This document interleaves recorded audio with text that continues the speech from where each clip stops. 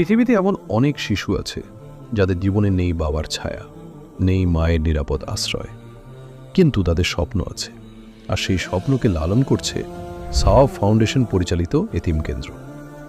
এখানে প্রতিটি শিশু পায় নিরাপদ আবাসন, নিয়মিত পুষ্টিকর খাবার, শিক্ষা, নৈতিক দিক নির্দেশনা এবং মানসিক সহায়তা।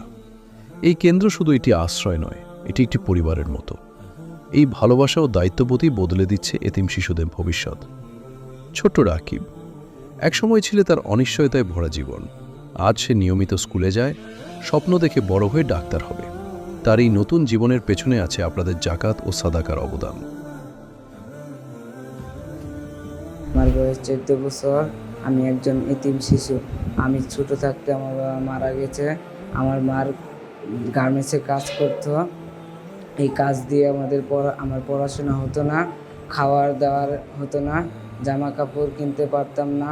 সোয়াব ফাউন্ডেশন পরিচালিত এতিমখানায় আমি পড়াশোনা করি। এখানে সুযোগ সুবিধা পাই। আমি এখানে পড়াশোনা করতে পারি, খেলাধুলা করতে পারি, খাওয়া দাওয়া করতে পারি। আমাদের পোশাক দেয়। আমি বড় হয়ে একজন বড় মানুষ হব। সোয়াব ফাউন্ডেশনের মতন একজন প্রতিষ্ঠাতা হয়ে মানুষের পাশে দাঁড়াবো। আসসালামু আলাইকুম রহমতুল্লাহি ওয়া বারাকাতুহু। এখানে যারা ছাত্ররা আছে এরা হচ্ছে দেশের বিভিন্ন অঞ্চল থেকে এখানে আগত। এদের কারো বাবা নেই, কারো মা নেই, কেউ অসহায়।